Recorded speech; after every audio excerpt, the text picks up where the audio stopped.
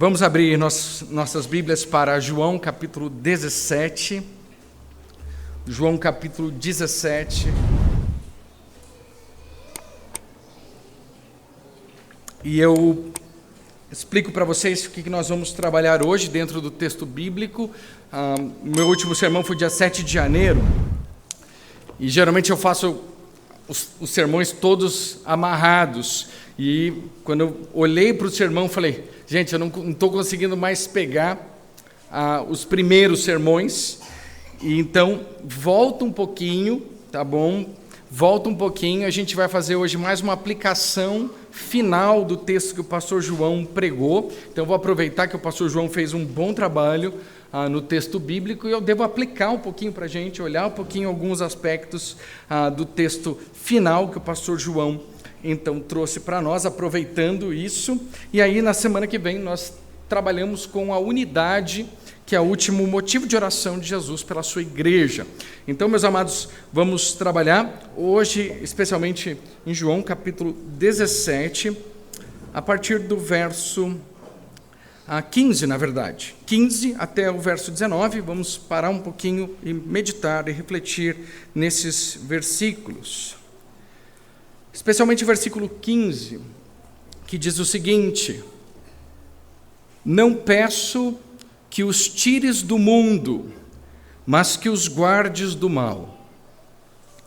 Eles não são do mundo, como também eu não sou.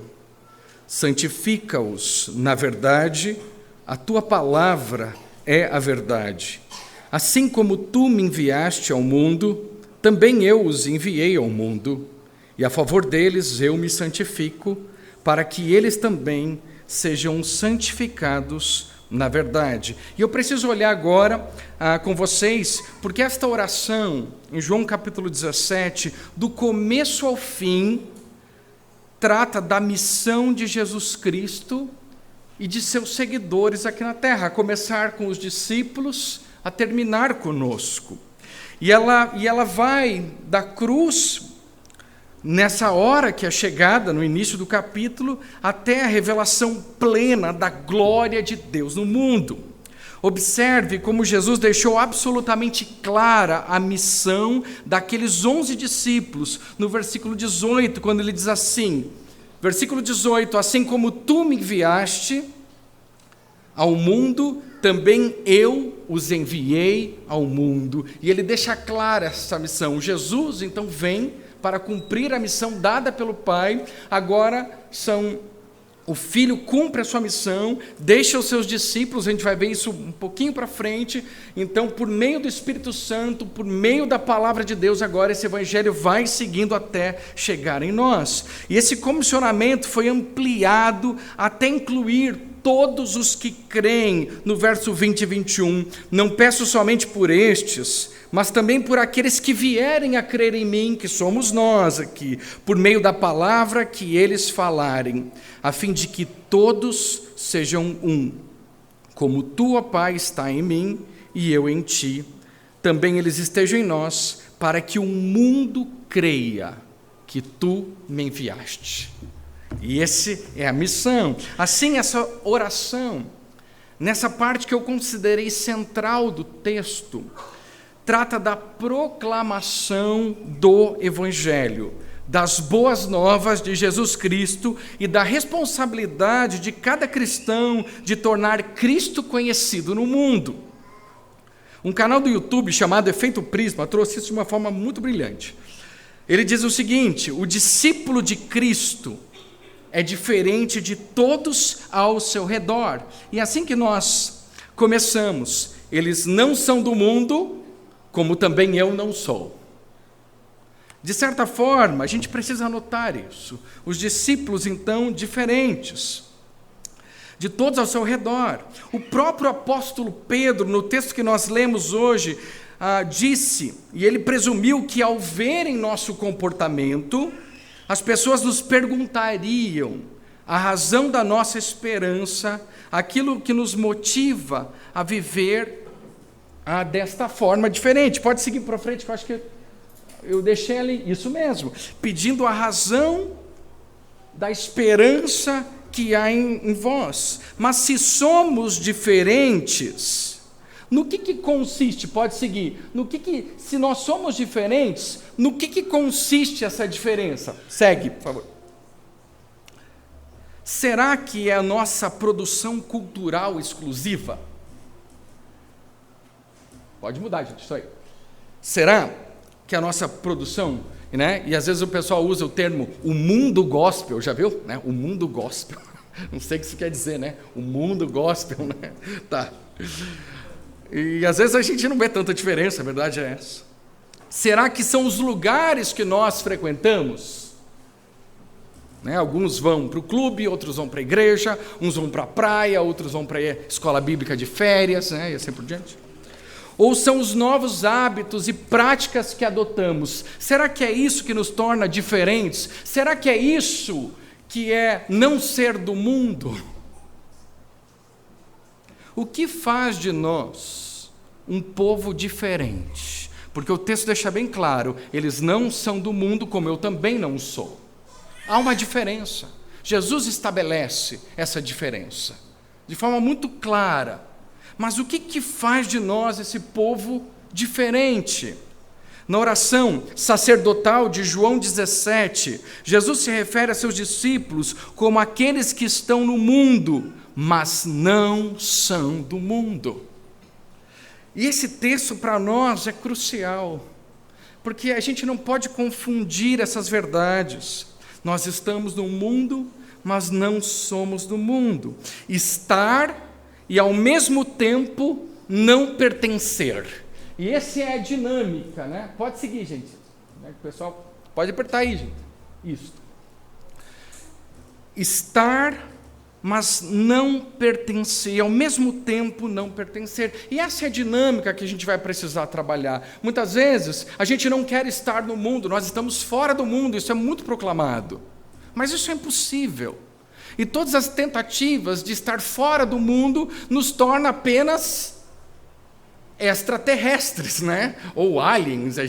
E aí você vê surgindo um povo muito estranho, que não fala mais a língua e muito menos proclama o Evangelho. Ao mesmo tempo, há aqueles que pertencem ao mundo e eles não há mais diferença entre eles e o mundo. É estar no mundo, mas não pertencer a ele. Essa é a dinâmica do centro de João capítulo 17. Jesus falou isso. Tudo isso aqui são praticamente ipsis literis, palavras dele.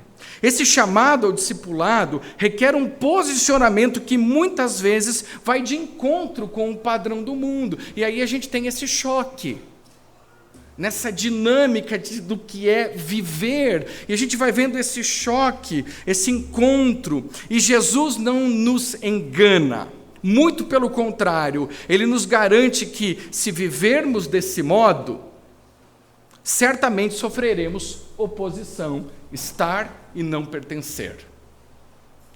Mas é muito mais fácil ter um cristianismo de bolha, né? Que a gente fica bem protegido aqui. Mas Jesus não orou isso. Jesus não falou disso. E a prova viva está na última oração dele, que ele faz diretamente ao Pai. Então a gente precisa absorver esse texto, porque nós somos a resposta da oração de Jesus. Eles não são do mundo, mas eu não rogo que eu os tire do mundo, mas que eles não sejam o mundo. Então, meus amados, se vivermos deste modo, certamente sofreremos oposição. Mas então, se estamos no mundo e não somos daqui, por que parece que hoje os cristãos se amoldam tão bem ao mundo? Eu tenho percebido isso, cada vez mais. Eles se amoldam aos padrões do mundo de forma que é difícil demais, muitas vezes, de reconhecer. Assim, quando compreendemos que essa oração trata da glória de Cristo e da responsabilidade de cada cristão de tornar Cristo conhecido no mundo, nosso dever, na medida que vivemos essa dinâmica de estar no mundo e não pertencer a Ele, o que nós vamos fazer? Nós vamos proclamar o Evangelho a fim de que sejamos santificados na verdade. Pode seguir, gente. Hoje estou meio desincronizado aqui. Pode seguir. Estou bem rapidinho mesmo. Fala rápido. Pode seguir. Ok, parou aí. Obrigado, queridos. Tá lá, é difícil me acompanhar mesmo aqui, né? Eles têm que ficar lá, no dedinho lá. Ai, mudou. Ai. Vai lá, senta lá um dia para você ver, né? Então, mas eu quero que você, nessa introdução, antes da gente entrar no texto, 2 palavras. Estar no mundo, não pertencer a ele. Essa é a dinâmica da oração de Jesus. Nós estamos no mundo, não tem como tirarmos do mundo. Não tem como criarmos um monastério Calvário, né? Um monastério Calvário para as irmãs, um monastério Calvário para os irmãos, né? Não tem como. Essas tentativas sempre fracassadas, todas elas. Todos esses movimentos fracassados, por quê? Porque não respeitaram a Escritura Sagrada. E a gente precisa então voltar. Guarda, eu estou no mundo. Um dia Deus vai te tirar daqui, mas enquanto você está aqui, não pertença a Ele. Eu estou no mundo, mas eu não pertenço ao mundo. E o que nós vamos fazer então?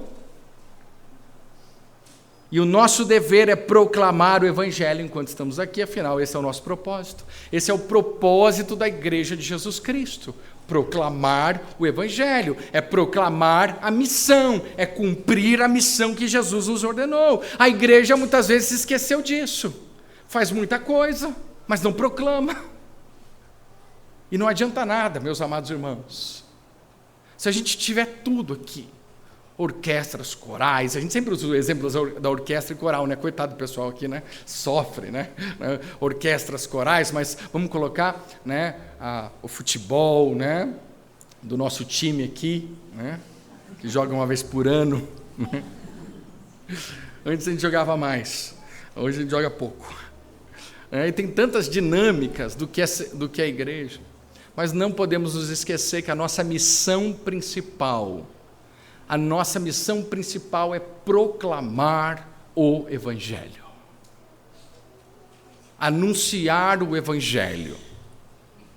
E é isso que a gente não pode perder de vista, meus amados. Porque se a gente perder isso de vista, nós vamos perder a nossa igreja. Então, estou aqui para lembrar vocês nesse período. E aí, como que nós fazemos isso? É a pergunta. Você fala, pastor, eu reconheço que eu estou no mundo, que eu não tenho como sair. Amanhã eu vou para o meu trabalho. Amanhã é dia de labuta. Quem vai acordar aqui às 4:30 da manhã? 2, 3? Quem vai acordar às 5? Tem gente? Às 6? Às 11:30? Não levanta a mão, né? Às 11:30. Às 11:30. Já fica no feio, né? Então... Mas amanhã a gente tem uma vida para ser vivida. A gente não vai poder falar, não, amanhã eu vou para a Igreja Batista Calvário. Se você chegar aqui, a igreja não vai estar aqui amanhã. Essas paredes vão estar. Você vai encontrar apenas tijolos. Porque a nossa igreja amanhã está espalhada pelo mundo. A nossa igreja amanhã está nas universidades. A nossa igreja amanhã está no trabalho. A nossa igreja amanhã vai estar em todo lugar. E talvez, se você quer encontrar Calvário, o lugar que você menos vai encontrar a Igreja Batista Calvário vai ser aqui amanhã. Porque nós vamos estar pelo mundo, fazendo exatamente o que esse texto traz para nós. Proclamando, a fim de que creiam. Como diz o pastor Antônio Neto, orando pelos resultados. Se é isso, pastor. Esperando essa bênção de ver pessoas crendo em Cristo como Salvador. É isso que vai ser a nossa igreja amanhã. A gente vai estar lá. E para que isso aconteça, para que essa proclamação aconteça, porque isso talvez seja um passado de muitos cristãos. Talvez a gente vai precisar voltar. E para que isso aconteça na sua vida, porque amanhã sai esse exército aqui. Precisamos de obediência à verdade. Não adianta. Se queremos fazer uma proclamação do Evangelho, que é eficaz, precisamos obedecer à verdade. Não é um método. mas é a mensagem, é o conteúdo. A força da nossa proclamação não está em nós, mas na semente que nós plantamos. É ou não é? O poder daquela macieira enorme, não, pegar uma maior. O poder daquela mangueira, às vezes é uma semente grande, né? Que é de manga é grande. Mas está lá, ou de uma maçã pequenininha. O poder está na semente, você coloca na terra, você não dá nada ali, você enterra ela. E de repente, brota. É a verdade que tem que estar pautando a nossa proclamação. Custe o que custar. Venha o que vier. E é esse tema que está presente em toda a oração. Versículo 6, ele diz assim: manifestei o teu nome àqueles que me deste no mundo. Eram teus, tu os deste a mim, e eles têm guardado a minha palavra. O que eles têm feito? Guardado a minha palavra. Obediência à verdade. Versículo 8, um pouquinho, porque eu lhes tenho transmitido as palavras que me deste. E eles as receberam, verdadeiramente reconheceram que saí de ti e creram que tu me enviaste. Obediência à verdade. Versículo 14 diz: eu lhes tenho dado a tua palavra e o mundo os odiou, porque eles não são do mundo, como também eu não sou. E o último versículo 17: santifica-os na verdade, a tua palavra é a verdade. Obediência à verdade é necessário para a proclamação do Evangelho. Jesus até revelou que a maior alegria vem de ouvir e obedecer ao que Deus diz. Muito da tristeza que a gente nota e que vem ou que sobrevém às nossas vidas é porque não vivemos em obediência. Você quer ter alegria? Obedeça. Você quer ter uma alegria que você nunca teve? Obedeça o Senhor. Obedeça a verdade. Se curve a ela. Se humilhe diante dela. Isso é maravilhoso. Não há coisa melhor do que isso. Para Jesus e para nós também.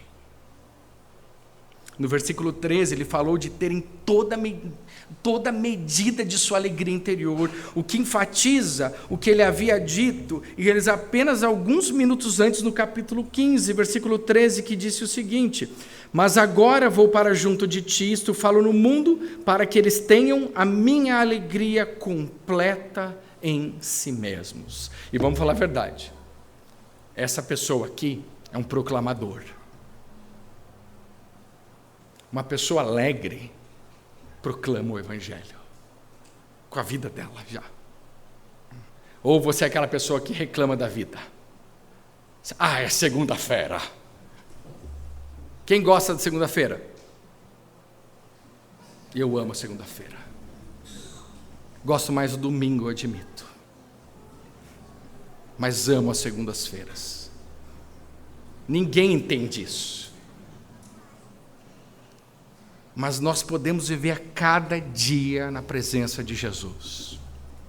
Nós podemos usufruir dessa alegria todas as vezes que damos um passo na direção dele, toda vez que obedecemos ao Senhor. E isso é uma força muito grande, porque essa alegria não vem de nós, essa alegria vem do Espírito Santo na nossa vida, e eles vão ter a minha alegria. Eles estão dizendo, Jesus está dizendo aqui, essa alegria que é completa, não é uma alegria com gostinho de quero mais, é uma alegria plena.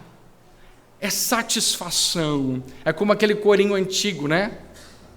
Satisfação é ter a Cristo, não há melhor. Prazer já visto, sou de Jesus, e agora eu sinto satisfação. Vocês conhecem a música? Ainda existe, né? Aí cantamos, ressuscitamos uma música aí, né?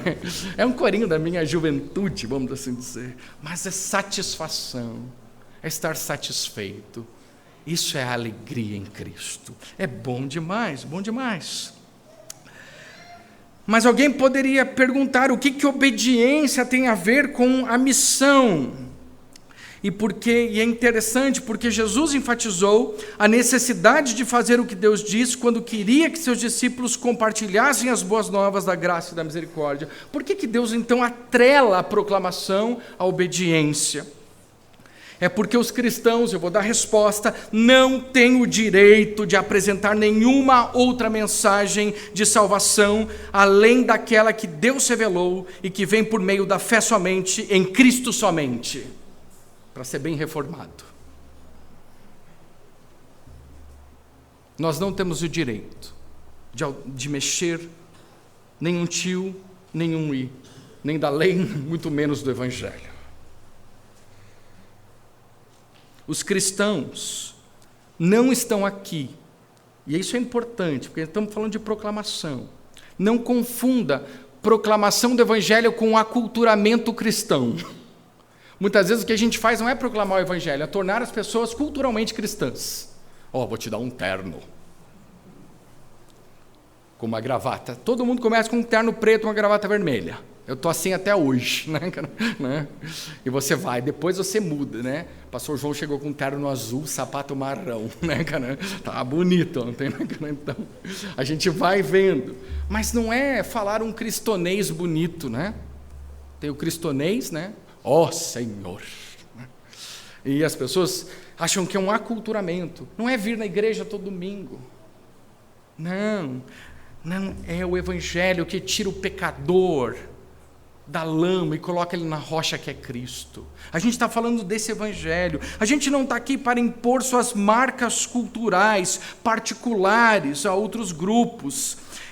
Os cristãos não estão aqui para dizer às pessoas que roupa devem usar ou que música devem cantar. Há princípios bíblicos bem estabelecidos para isso, e a Bíblia fala sobre isso. Se você é cristão, obviamente você não vai ouvir qualquer música, você não vai vestir qualquer roupa. Mas isso não é ser cristão. Ser cristão é muito mais que isso. Ser cristão é ter um coração regenerado, é ter vida eterna em Jesus Cristo, é ter a mente de Cristo,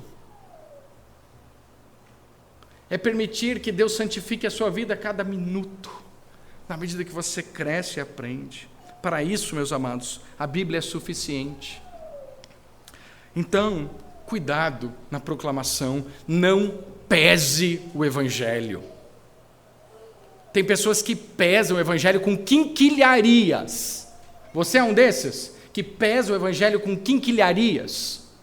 Da maioria das vezes extra-bíblicas, nem bíblica é.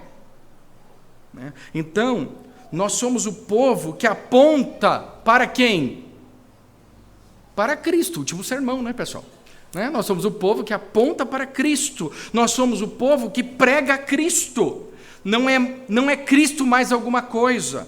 Cristo mais faça isso. Cristo mais faça aquilo. Cristo é suficiente. A salvação é pela fé, não é pelas obras. Afirmar que o batismo salva, que guardar os mandamentos, isso não é o Evangelho. Não é o Evangelho. Muitos vieram para a nossa igreja crendo nisso, que o batismo salvava.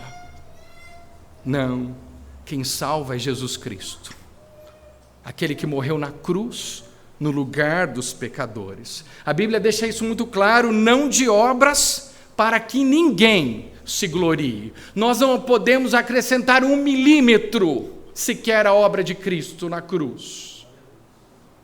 Nada, não acrescente, ele é absolutamente suficiente. E o sangue de Jesus pode sim perdoar pecados, sejam eles quais forem, sejam os pecados mais hediondos que você pode pensar. O sacrifício de Cristo na cruz é suficiente. É o justo absolutamente morrendo pelos injustos. E esse é o Evangelho, muito mais simples do que o pessoal proclama por aí. Missão integral e outras formas, muitas vezes, que eu já vou falar, muitas vezes também diluem o Evangelho. Mas fique claro que a salvação não é pelas obras, para que ninguém se glorie, isso se chama graça. A graça de Jesus. Da mesma forma que você não deve pesar o Evangelho, também não dilua o Evangelho. E esse é uma outra perspectiva, mudando. Lembra das duas palavras? Quem lembra?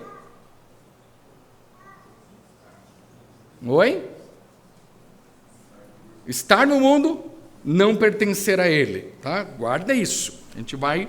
E muitas vezes, a gente prefere, para ficar mais amoldado com o mundo, diluir o Evangelho. Okay? Não queremos acrescentar nada ao Evangelho. Assim como não queremos acrescentar, não devemos substituir o Evangelho. Muitas vezes as pessoas, não, esse Evangelho é muito duro, esse Evangelho confronta o pecado, esse Evangelho é muito desconfortável para essa geração, pastor. Vamos melhorar o Evangelho, vamos dar uma diluída nele, né? Vamos deixar ele mais palatável, mais soft. Mas não tem como, porque nós pregamos a Cristo e este crucificado. Jesus, meus amados, não é só um exemplo, Jesus não é só um mestre, Jesus não é só amor, é o justo morrendo pelos injustos. Portanto, agora sim, missão integral, evangelho da prosperidade, isso não é evangelho. Por mais bonito que pareça na sua fachada, e é bem bonito na fachada, se você falar com esse pessoal, você fica até, fala, uau, que proposta, né? Mas isso não é o evangelho que transforma as vidas. Isso melhora, talvez, mas não transforma. Apenas tentativas de enfraquecê-lo e confundir incrédulos, em primeiro lugar, e incautos, em segundo. Incautos é descuidados. O caminho para que qualquer missão seja relevante em qualquer parte do mundo é que seja moldado pelos princípios da imutável palavra de Deus e não pelos valores mutáveis de sociedades doentes pelo pecado. Esse é o preço da obediência à verdade. Não pese o Evangelho, não dilua o Evangelho. Ao mesmo tempo, saindo da parte doutrinária, declarar que Deus é o santo soberano do universo e viver em desobediência aos seus mandamentos é viver em hipocrisia e um desserviço ao Evangelho. E agora eu preciso esticar a corda até aqui, porque muitos de nós, especialmente os batistas reformados, puxando a sardinha para o meu lado aqui, né? Nós nos gabamos de conhecer a doutrina bíblica. Nós nos gabamos da teologia bíblica, nós nos gabamos, muitas vezes, da robustez da nossa doutrina, do grego, do hebraico, da exegese, da hermenêutica e as ciências do estudo das Escrituras, que fazemos com todo afinco. Mas não podemos nos descuidar de viver isso. Proclamar que Deus é o santo soberano do universo e viver em desobediência aos seus mandamentos é viver em hipocrisia e desserviço. O resultado é pior do que antes. Nada afasta mais as pessoas do Evangelho do que a evidente duplicidade de padrões daqueles que o declaram. A obediência e a missão são inseparáveis. Se queremos proclamar o Evangelho. E se haverá obediência à verdade, também agora é necessário coragem. Se é necessário obediência, fala, pastor, eu vou dar esse passo. Então, já dê mais um, coragem, porque ele do versículo 18, ele está dizendo, assim como tu me enviaste ao mundo, também eu os enviei ao mundo, e a favor deles eu me santifico, para que eles também sejam santificados na verdade. É necessário coragem, porque o mundo não aceita essa mensagem. É ou não é verdade? Ele odeia aqueles que seguem a Cristo. E o pior, o governante, o príncipe desse mundo, Satanás, também está contra aqueles que proclamam a verdade. O versículo 14 deixa isso bem claro. Eu lhes tenho dado a tua palavra e o mundo os odiou. Esse muitas vezes é um engodo, achar que o mundo nos ama. Pregue a Cristo e saberá se Ele ama você ou não. Se amolde ao mundo, Ele vai bater palma para você, óbvio. Então, cuidado com os aplausos do mundo. Cuidado com os aplausos do mundo. Porque Jesus está falando aqui. E o mundo os odiou porque eles não são do mundo, como também eu não sou.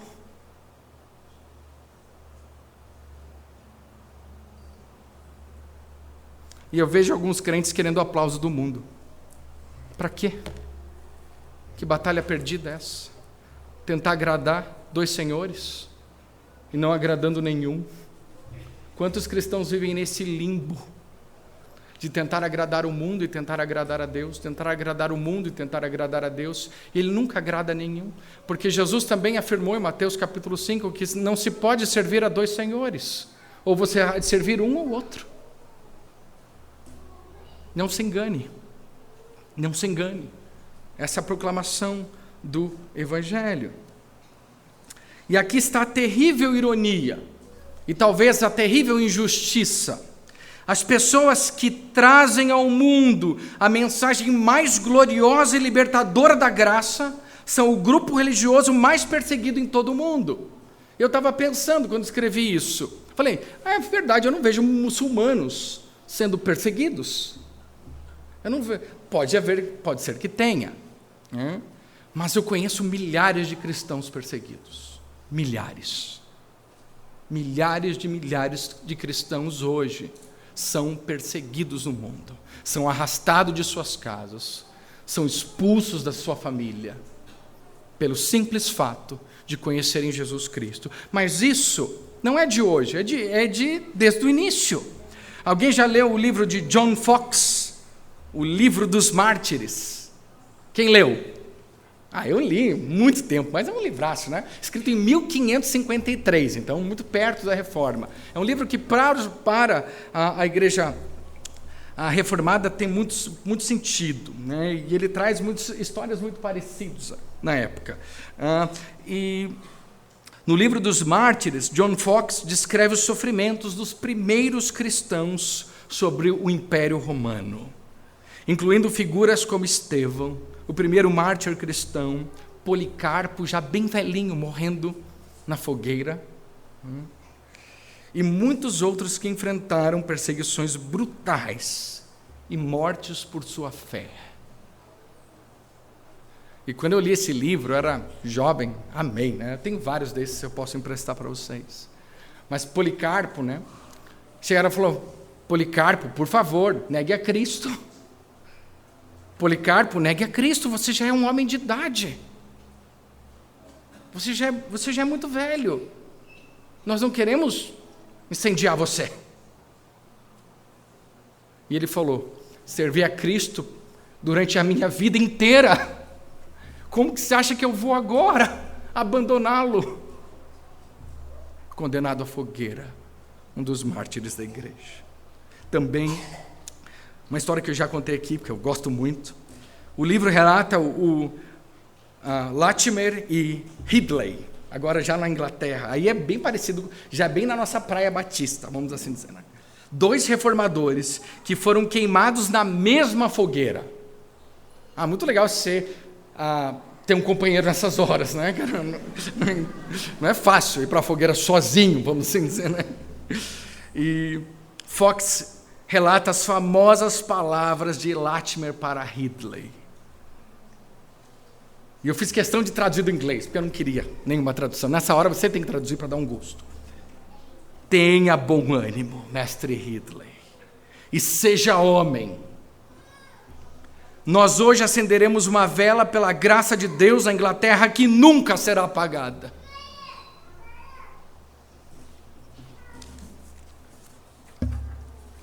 Já sabe, né, João? Você vai junto, cara. Neto também. Né, cara? Vamos lá, né? Então. Né? A história do reverendo Hooper, um bispo e um reformador rigoroso.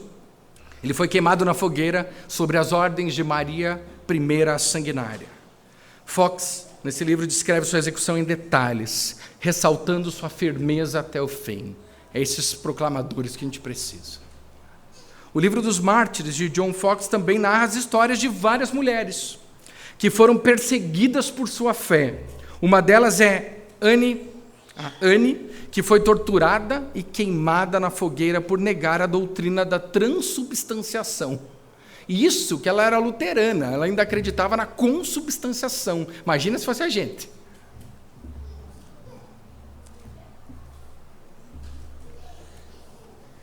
E ainda assim, meus amados irmãos, note, a ordem continua sendo de ir a todo mundo e compartilhar essa mensagem transformadora de vida.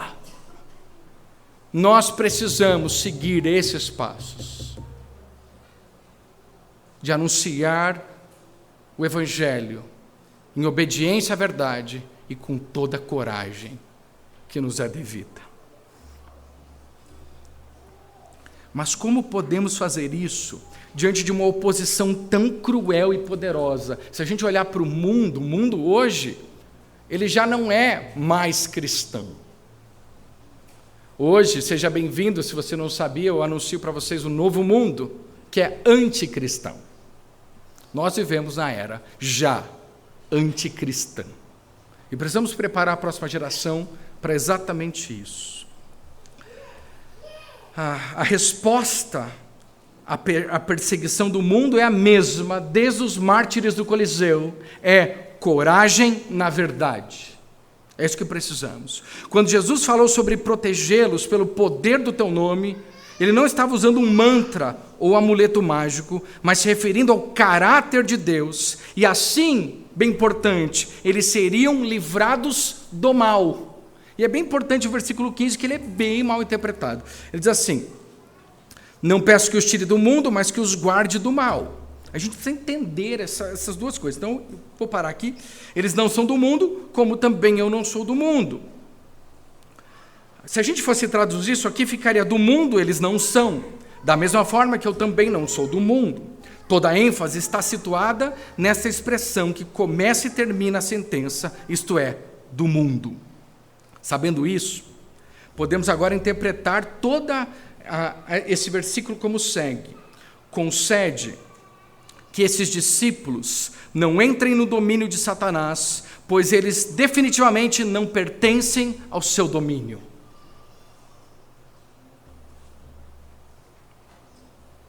Não é uma promessa que eles não terão problemas, ou que serão ricos, ou terão muita saúde e dinheiro no bolso, saúde para dar e vender e coisas assim.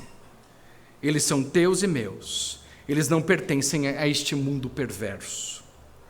E aí, no versículo 17, e é muito bom sempre ler o 16 e o 17, porque eles são complementares, ele diz: santifica-os na verdade, a tua palavra é a verdade. E aqui vem a parte positiva desse versículo. É como se Jesus tivesse dito: não só livra-os do mal, mas também santifica-os na verdade. Livra-os de um, confirma-os no outro. Então não há um meio termo. Você sai do mundo, você é consagrado a Cristo. No original aqui, esse adjetivo santo e o verbo santificar são a mesma raiz. Então quando a gente traduz e combina essas ideias, a gente podia traduzir assim: Pai Santo torna-os santos na verdade. E isso aqui traz essa ideia de verdadeira santificação de vida, de modo que no coração e na mente, em pensamentos, palavras e ações, a pessoa pode começar a viver mais e mais de acordo com a palavra de Deus. E essa santificação, meus amados, só pode ocorrer se a pessoa nutrir o desejo de ser governada pela verdade. Não tem como. Santifica-os na verdade. A tua palavra é verdade. Não há santificação sem verdade. E é por meio da revelação redentora de Deus em Cristo, como o mais elevado padrão de vida e doutrina, esta verdade é encontrada e encarnada em Cristo e nele somente. Jesus Cristo é a verdade, João 14,6, eu sou o caminho, a verdade e a vida, ninguém vem ao Pai senão por mim. Entretanto, a palavra do Pai que fora dada aos discípulos deve ser a fonte de verdade para esses homens quando Jesus não mais estiver pessoalmente com eles. Essa é a palavra da verdade. Ela é totalmente infalível, eu creio nela. Sem ela, a obra de santificação é inteiramente impossível. Eu tenho percebido isso, que se a pessoa não se dobra à palavra, o processo de santificação jamais acontece. Às vezes eu falo, leia aqui, veja aqui. E a pessoa diz, não. E o processo jamais é possível acontecer, eu não me engano mais. A palavra de Deus deve ser a fonte da verdade para cada um de nós quando Jesus não está presente conosco. Meus amados, esta palavra revelada nessa mensagem que ele tinha recebido dele e que ele, por sua vez, tinha recebido do Pai.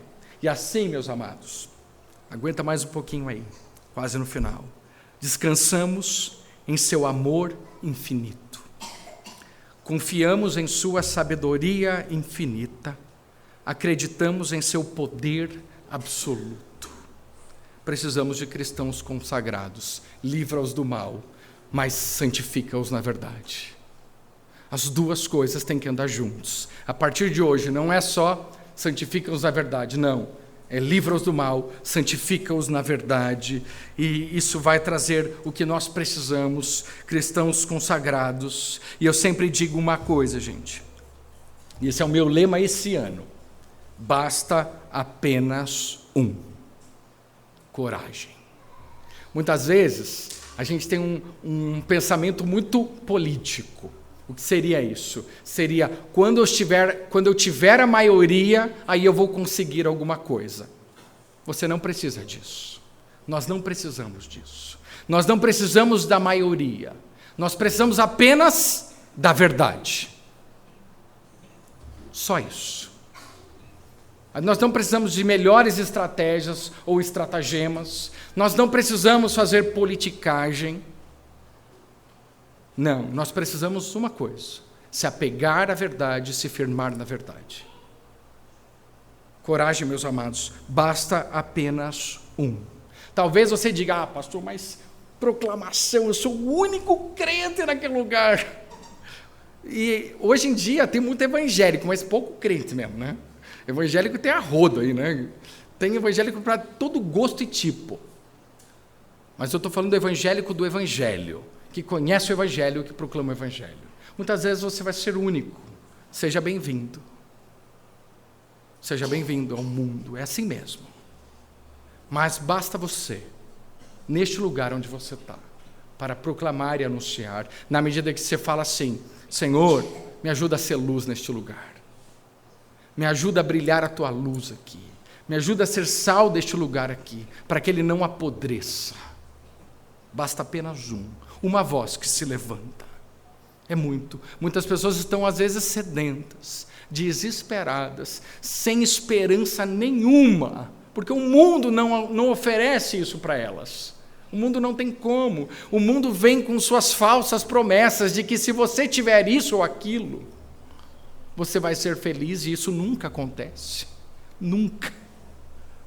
E aí você precisa sempre um pouquinho mais, e um pouquinho mais, já percebeu? E um pouquinho mais, e um pouquinho mais, e nunca acontece.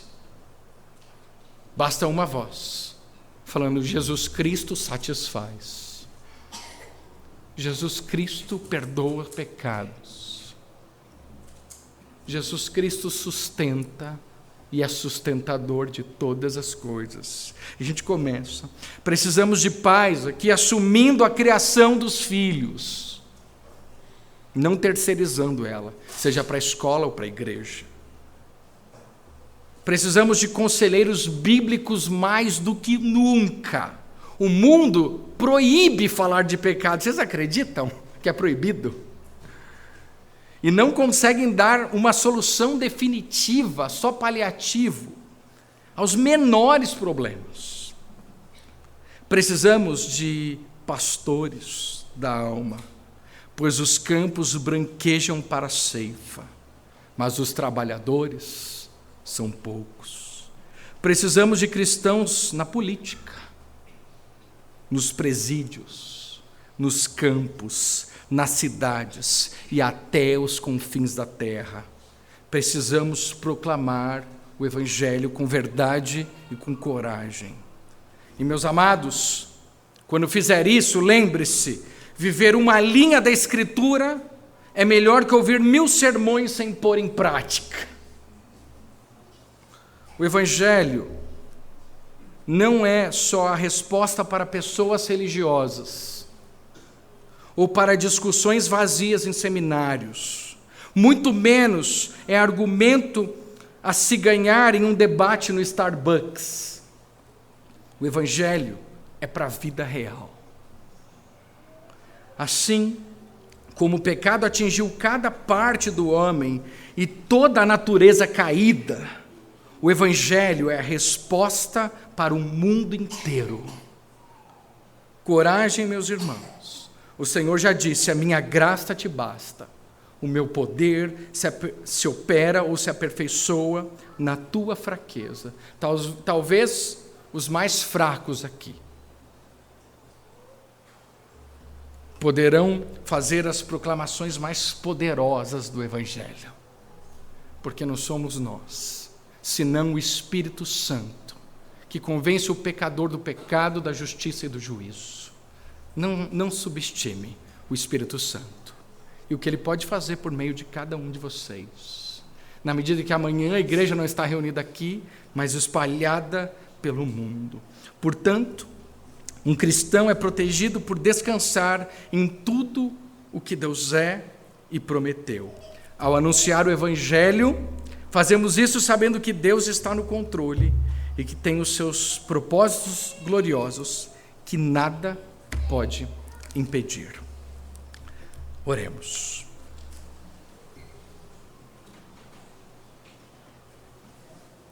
Nosso Deus e nosso Pai, por favor, Paizinho,